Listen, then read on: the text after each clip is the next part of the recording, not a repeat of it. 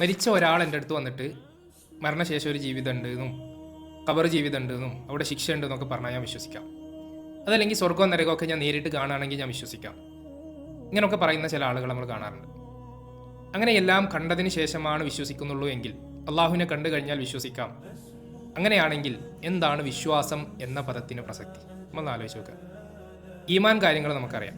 ഒരു മുഅ്മിനാവണമെങ്കിൽ അവൻ ഈ കാര്യങ്ങൾ വിശ്വസിച്ചിരിക്കണം എന്നാണ്. ഒന്ന് അള്ളാഹുവിലുള്ള വിശ്വാസമാണ്. അവൻ അള്ളാഹുവിനെ കണ്ടിട്ടില്ല, കാണാതെയുള്ള വിശ്വാസമാണ്. രണ്ട്, അവനെ മലക്കുകളിലുള്ള വിശ്വാസമാണ്. മലക്കുകളെ കണ്ടിട്ടില്ല, കാണാതെ.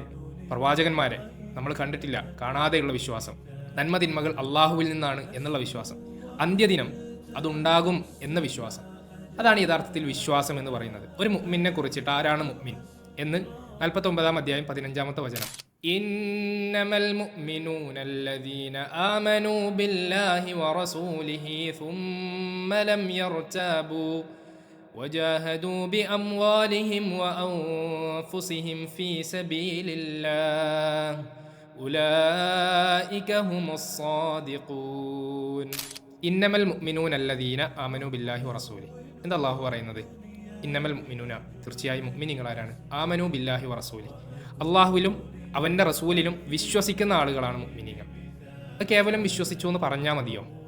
അല്ലെങ്കിൽ അങ്ങനെ പറഞ്ഞുകൊണ്ട് നടന്നാൽ മതിയോ? സുമ്മ ലം യർതാബൂ, അതിൽ പിന്നെ ഒരു സംശയം ഉണ്ടാകരുത്, അതിൽ പിന്നെ ഒരു സന്ദേഹം ഉണ്ടാകരുത്. ഇനി ഇങ്ങനെ ഉണ്ടാവുമോ? മരണശേഷം ഒരു ജീവിതം ഉണ്ടാവുമോ? നീ അതിൽ വിശ്വസിക്കുന്നുണ്ടോ? ഞാൻ ഏറെക്കുറെയൊക്കെ. ഈ ഒരു അവസ്ഥ മുഅ്മിനീങ്ങൾക്ക് ഉണ്ടാവരുത്. മുഅ്മിൻ എന്ന് പറഞ്ഞാൽ ഒരു സംശയവും ഇല്ലാതെ അള്ളാഹുവും പ്രവാചകനും എന്തു പറഞ്ഞോ അത് അതേപോലെ വിശ്വസിക്കുന്നവനാണ് മുഅ്മിൻ. അതാണ് ഈമാൻ എന്ന് പറയുന്നത്. അവൻ്റെ മറ്റൊരു ഗുണം പറയാണ്, വജാഹദു ബി അംവാലിഹിം വ അൻഫുസിഹിം ഫീ സബീലില്ലാ. അവൻ ജിഹാദ് ചെയ്യുന്നതാണ്. അവൻ സമരം ചെയ്യും. എന്തുകൊണ്ട്? ബി അംവാലിഹിം, അവൻ്റെ ധനം കൊണ്ട്. അറാബികളായ ആളുകളെ കുറിച്ച് നമ്മൾ പറഞ്ഞു. അവരെങ്ങനത്തെ ആളുകളാണെന്ന് ചോദിച്ചാൽ ഭൗതികതയോട് താല്പര്യമുള്ള ആളുകളായിരുന്നു എന്നാണ്. ഒരു അറാബി, പല അറാബികളും അവർ ചെലവഴിക്കുന്നത് ഒരു നഷ്ടമായി കണ്ടിരുന്നു. അവർ ചെലവഴിക്കുന്നത് പലപ്പോഴും അവർക്ക് അതിലും കൂടുതൽ തിരിച്ചു കിട്ടാൻ വേണ്ടിയിട്ടായിരുന്നു. പ്രവാചകൻ സല്ലല്ലാഹു അലൈഹി വസല്ലമക്ക് ഒരു ദിവസം ഒരു അറാബി ഒരു ഉപകാരം ചെയ്തു. അപ്പോൾ പ്രവാചകൻ ചോദിച്ചു, എന്താ വേണ്ടത്? അപ്പോൾ അയാൾ പറയണം, എനിക്ക് യാത്ര ചെയ്യാൻ വേണ്ടിയിട്ട് ഒരു ഒട്ടകവും എൻ്റെ കുടുംബത്തിന് സുഖമായിട്ട് ജീവിക്കാൻ വേണ്ടിയിട്ട് കുറേ ആടുകളുമാണെന്ന് പറഞ്ഞത്. അപ്പോൾ ആ രൂപത്തിൽ തിരിച്ചു പ്രതീക്ഷിച്ചു കൊണ്ടുള്ള പ്രവർത്തനങ്ങളായിരുന്നു പല അറാബികളിൽ നിന്നും നമുക്ക് കാണാൻ കഴിഞ്ഞിട്ടുള്ളത്. നമ്മൾ ആലോചിക്കുക, ബി അംവാലിഹിം വ അൻഫുസിഹിം എന്ന് പറയുമ്പം നമ്മുടെ സമ്പത്ത് കൊണ്ട് അള്ളാഹു സുബ്ഹാനഹു വ തആലയിൽ സമരം ചെയ്യുക. എങ്ങനെ? നമ്മുടെ കയ്യിൽ ഒരു 100 രൂപയാണെങ്കിൽ അതിലൊരു വിഹിതം അള്ളാഹുവിന് വേണ്ടി മാറ്റിവെക്കുക. നമ്മുടെ കയ്യിൽ എന്തുണ്ടോ അത് അള്ളാഹുവിൻ്റെ മാർഗത്തിൽ ചെലവഴിച്ചുകൊണ്ട്, പാവപ്പെട്ട ആളുകൾക്ക് നൽകിക്കൊണ്ട്, അതിന് അള്ളാഹുവിൻ്റെ അടുക്കൽ വലിയ പ്രതിഫലമുണ്ട് എന്ന് വിശ്വസിച്ചുകൊണ്ട്. അതാണോ? രണ്ട്, വ അൻഫുസിഹിം ഫീ സബീലില്ലാ, സ്വന്തം ദേഹങ്ങളെ അള്ളാഹുവിൻ്റെ മാർഗത്തിലോട്ട് സമരം ചെയ്യുക എന്ന് പറഞ്ഞാൽ യുദ്ധം ചെയ്യണമെന്നാണോ? അല്ല, മറിച്ച് അള്ളാഹുവിൻ്റെ മാർഗത്തിലോട്ട് അള്ളാഹു പറഞ്ഞ കാര്യങ്ങൾക്ക് വേണ്ടിയിട്ട് നമ്മുടെ ശരീരത്തെ ഉപയോഗിക്കാം. അള്ളാഹു നമസ്കരിക്കാൻ പറഞ്ഞു, നമസ്കരിക്കുക. രാത്രി നമസ്കാരം, നോമ്പെടുക്കാൻ പറഞ്ഞു, അതിനുവേണ്ടി നമ്മുടെ ശരീരത്തെ, നമ്മുടെ നഫ്സിനെ നമ്മൾ ഉപയോഗപ്പെടുത്തുക. അതേപോലെ തന്നെ ദഅവത്ത് ചെയ്യാൻ വേണ്ടി മറ്റുള്ള ആളുകളിലേക്ക് നന്മ എത്തിച്ചു കൊടുക്കാൻ പ്രവാചകൻ പഠിപ്പിക്കേണ്ടത്, ബല്ലിഗു അന്നി വലൗ ആയ, നിങ്ങൾക്ക് എന്നിൽ നിന്ന് ഒരായത്ത ലഭിച്ചതെങ്കിൽ അത് മറ്റുള്ളവരിലേക്ക് എത്തിച്ചു കൊടുക്കുക എന്നുള്ളതാണ്. അതും ഒരു ജിഹാദാണ്, നമ്മൾ ചെയ്യേണ്ട നമ്മുടെ ബാധ്യതയാണ്. ഇതറിയാത്ത ഇതെത്താത്ത ഒരുപാട് ആളുകളുണ്ട്. ഒരാളൊരു തെറ്റ് ചെയ്യുന്നത് കാണുമ്പോൾ നമുക്ക് അയാളോട് പറഞ്ഞു കൊടുക്കാൻ സാധിക്കണം, നിങ്ങൾ ചെയ്യുന്നത് തെറ്റാണ്, അള്ളാഹു ഇത് എതിർത്തിട്ടുണ്ട് എന്നുള്ളത്. ചിലപ്പോൾ നല്ലൊരു പ്രതികരണമായി കൊള്ളണമെന്നില്ല നമുക്ക് ലഭിക്കുന്നത്, മോശമായിരിക്കാം. ചിലപ്പോൾ അയാൾ വല്ലതും പറയാം. എന്നാൽ അതാണ് അള്ളാഹുവിൻ്റെ അടുക്കൽ ജിഹാദ്. ഇനി പറയാൻ കഴിഞ്ഞില്ലെങ്കിൽ മനസ്സുകൊണ്ടെങ്കിലും നമ്മളത് വെറുക്കണം എന്നുള്ളതാണ്. ഇന്നത്തെ കാലത്ത് ദഅവത്തിന് ഒരുപാട് ഓപ്ഷൻസ് ഉണ്ട്.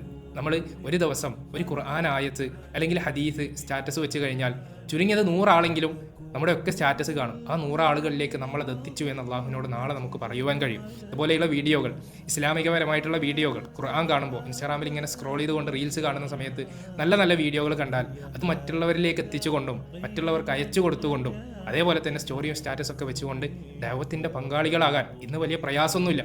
എന്നിട്ട് പോലും നമ്മൾ എത്രത്തോളം അതിൽ മുന്നേറുന്നുണ്ട് എന്ന് നമ്മൾ പരിശോധിക്കണം. നമ്മുടെ പ്രവർത്തനങ്ങൾ മാത്രം പോരാ. നമ്മൾ നമസ്കരിക്കും, നോമ്പെടുക്കും, സക്കാത്ത് കൊടുക്കും ഒക്കെ ഉണ്ട്. പക്ഷേ അതേപോലെ തന്നെയുള്ള നമ്മുടെ ഉത്തരവാദിത്തമാണ് വമൻ അഹ്സനു ഖൗലൻ മിമ്മൻ ദഅ ഇലല്ലാഹി വഅമില സ്വാലിഹ, അള്ളാഹുവിലേക്ക് ക്ഷണിക്കലും അതേപോലെ തന്നെ സൽക്കർമ്മം ചെയ്യലും. ആ ക്ഷണിക്കൽ നമ്മുടെയൊക്കെ ഉത്തരവാദിത്തമാണ്. നാളെ പരലോകത്ത് നമ്മുടെ കൂടെ നടന്ന ഒരാളും നമ്മളെ കൊണ്ട് പറയരുതെന്ത്, അവൻ എനിക്കിതിനെ പറ്റിയൊന്നും പറഞ്ഞു തന്നിട്ടില്ല എന്നുള്ളത്. അതുകൊണ്ട് പ്രിയമുള്ളവരെ, ദഅവത്തും അള്ളാഹുവിൻ്റെ മാർഗത്തിലുള്ള ജിഹാദാണ്. ധനം കൊണ്ടും അള്ളാഹുവിൻ്റെ മാർഗത്തിൽ നമുക്ക് ജിഹാദ് ചെയ്യാൻ കഴിയും. എന്നിട്ട് പറയാണ് അള്ളാഹു ഉലൈക ഹുമുസ് സ്വാദിഖൂൻ, അങ്ങനെയുള്ള ആളുകളാണ് സത്യവാന്മാർ എന്ന്.